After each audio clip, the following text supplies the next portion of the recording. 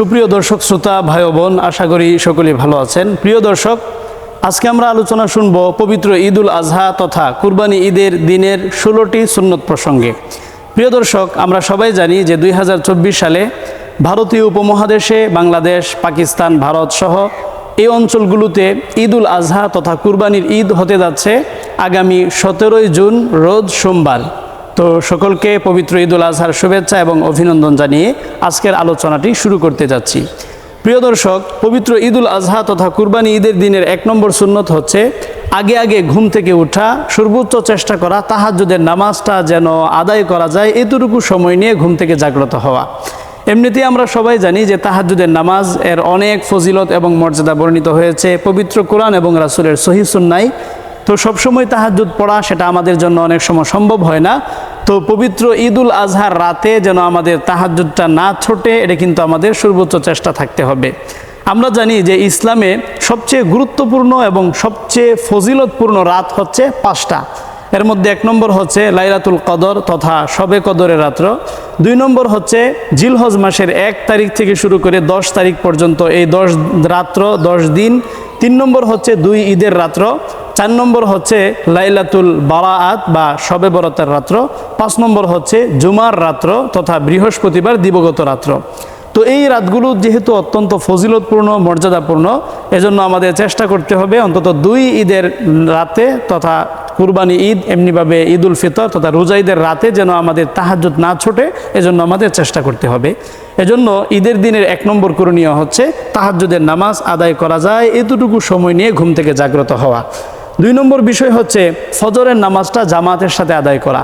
জামাতের সাথে নামাজ আদায়ের ফজিলত এবং মর্যাদা পবিত্র কোরআন এবং রাসূলের অনেক হাদিসে বর্ণিত হয়েছে। এজন্য সর্বোচ্চ চেষ্টা থাকতে হবে যে ফজরের নামাজের জামাত যেন কোনো ক্রমেই ছুটে না যায়। 3 নম্বর সুন্নাত হচ্ছে ঈদের নামাজে যাওয়ার আগে ভালোভাবে দাঁত পরিষ্কার করা, ব্রাশ করা বা মেসওয়াক করা। দাঁত পরিষ্কার রাখা, এমনিভাবে পরিষ্কার পরিচ্ছন্ন থাকা, এটা কিন্তু ইসলামের অত্যন্ত গুরুত্বপূর্ণ একটি বিধান।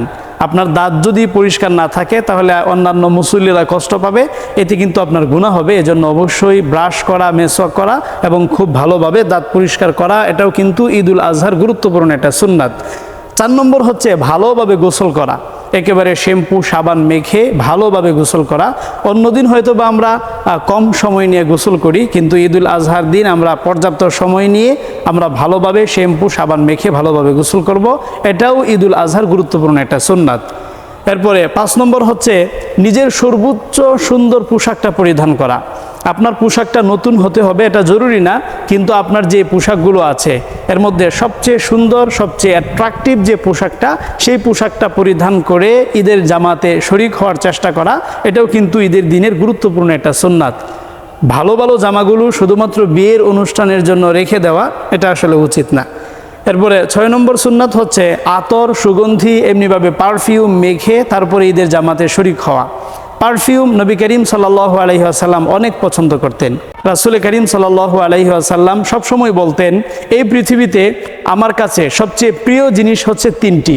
1 নম্বর হচ্ছে নামাজ আদায় করা। আমি যখন নামাজ আদায় করি তখন আমার মনে হয় পৃথিবীর সবচেয়ে আনন্দদায়ক এবং সবচেয়ে ভালো মুহূর্ত এবং সবচেয়ে আনন্দের সময়টা আমি কাটাচ্ছি। 2 নম্বর হচ্ছে পারফিউম বা সুগন্ধি ব্যবহার করা। আর 3 নম্বর হচ্ছে নেককার স্ত্রী। তো যেহেতু পারফিউম রাসূল করিম সাল্লাল্লাহু আলাইহি ওয়াসাল্লাম অনেক বেশি পছন্দ করতেন, এজন্য অবশ্যই পারফিউম মেখে আমরা ঈদের জামাতে শরীক হব। এরপরে 6 নম্বর হচ্ছে পায়ে হেঁটে ঈদগাহে যাওয়া। আপনার কার থাকতে পারে, গাড়ি থাকতে পারে, যানবাহন ব্যবহার না করে পায়ে হেঁটে ঈদগাহে যাওয়া, এটা কিন্তু ঈদের দিনের গুরুত্বপূর্ণ একটা সুন্নাত।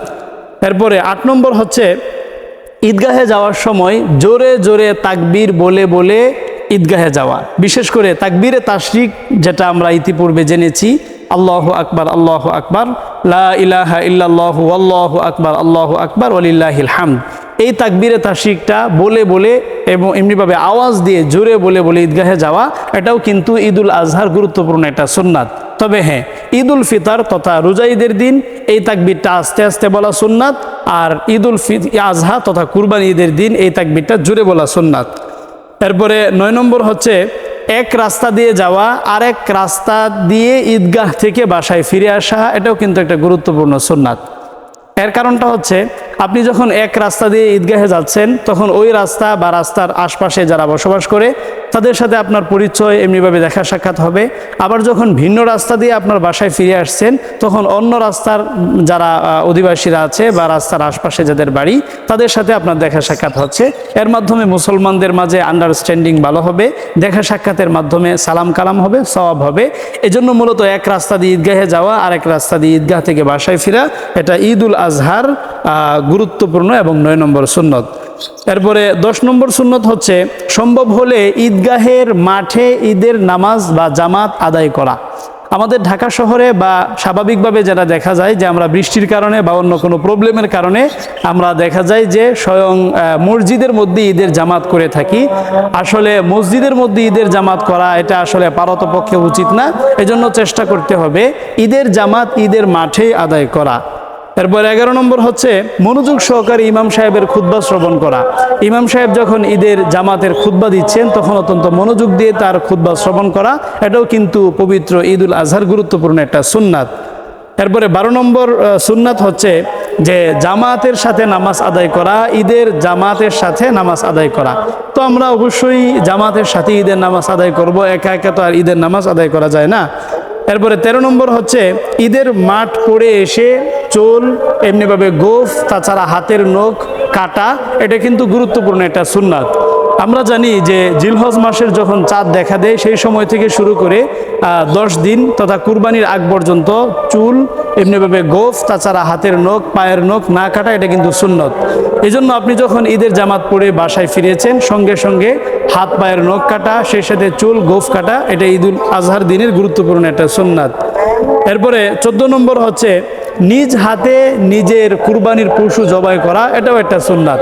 আপনি যেই পশুটাকে কুরবানি করছেন সেটা অন্য কারো হেল্প না নিয়ে আপনি নিজে যদি সক্ষম হন তাহলে নিজে কুরবানি করা এটা উত্তম। তবে হ্যাঁ, আপনি যদি নিজে কুরবানি করতে ভয় পান বা আনইজি ফিল করেন এই ক্ষেত্রে আপনি অন্য কারো সহযোগিতা নিতে পারেন। এরপরে 15 নম্বর হচ্ছে যে ঈদুল আজহার দিন আমরা প্রথম যে খাবারটা খাবো সর্বোচ্চ চেষ্টা করতে হবে যে ওই খাবারটা যেন আমাদের কুরবানির মাংস দিয়ে হয়। এটা কিন্তু একটা গুরুত্বপূর্ণ সুন্নাত। ঈদুল আজহার দিন আমরা যে পশুটা কুরবানি করছি ওই পশু থেকে যে প্রাপ্ত গোশত সেই গোশত দিয়ে যেন আমাদের দিনের প্রথম আহারটা হয়, এদিকে অবশ্যই আমাদের লক্ষ্য রাখতে হবে। সর্বশেষ 16 নম্বর সুন্নত হচ্ছে আনন্দ বিনোদন করা, একজন আরেকজনের সাথে দেখা সাক্ষাৎ হলে সালাম বিনিময় করা, সেই সাথে শুভেচ্ছা এবং অভিনন্দন বিনিময় করা, এটাও কিন্তু ঈদুল আজহার গুরুত্বপূর্ণ একটা সুন্নাত। তাহলে আমরা আজকে জানলাম যে পবিত্র ঈদুল আজহার দিনের সুন্নাত বা করণীয় আমল হচ্ছে সর্বমোট 16টি। 1 নম্বর হচ্ছে আগে আগে ঘুম থেকে উঠা, ফজরের নামাজটা এমনিভাবে তাহাজ্জুদের নামাজ আদায় করার চেষ্টা করা। 2 নম্বর হচ্ছে ফজরের নামাজ জামাতে আদায় করার চেষ্টা করা। 3 নম্বর হচ্ছে ঈদের নামাজে যাওয়ার আগে ভালোভাবে মেসওয়াক করা বা দাঁত পরিষ্কার করা, ব্রাশ করা। 4 নম্বর হচ্ছে ভালোভাবে গোসল করা। 5 নম্বর হচ্ছে সর্বোচ্চ এবং সবচেয়ে সুন্দর পোশাকটা পরিধান করা, সবচেয়ে ভালো পোশাকটা পরে ঈদের জামাতে শরীক হওয়া। এরপরে 6 নম্বর হচ্ছে আতর সুগন্ধি বা পারফিউম মাখা। 7 নম্বর হচ্ছে পায়ে হেঁটে ঈদগাহে উপস্থিত হওয়া। 8 নম্বর হচ্ছে যাওয়ার সময় জোরে জোরে তাকবীর বলে বলে ঈদগাহে যাওয়া। 9 নম্বর হচ্ছে এক রাস্তা দিয়ে যাওয়া আর এক রাস্তা দিয়ে বাসায় ফিরে আসা। 10 নম্বর হচ্ছে সম্ভব হলে মাঠে ঈদের জামাত অনুষ্ঠিত করা বা মসজিদে পারতপক্ষে ঈদের জামাত না করা। 11 নম্বর হচ্ছে মনোযোগ সহকারে ইমামের খুতবা শ্রবণ করা। 12 নম্বর হচ্ছে জামাত সহকারে ঈদের নামাজ আদায় করা। 13 নম্বর হচ্ছে ঈদের মাঠ পড়ে এসে চুল গোফ এমনিভাবে হাত পায়ের নখ কাটা। এরপরে 14 নম্বর হচ্ছে নিজের পশু নিজ হাতে জবাই করার চেষ্টা করা। 15 নম্বর হচ্ছে প্রথম খাবারটা ঈদুল আজহার দিন প্রথম খাবারটা নিজের কুরবানিকৃত পশুর মাংস দিয়ে করা। সর্বশেষ 16 নম্বর হচ্ছে আনন্দ বিনোদন করা, পারস্পরিক শুভেচ্ছা বিনিময় করা। এগুলো ছিল মূলত ঈদুল আজহার করণীয় এবং সুন্নাত। আল্লাহ পাক আমাদের সবাইকে আমল করার তৌফিক দিন।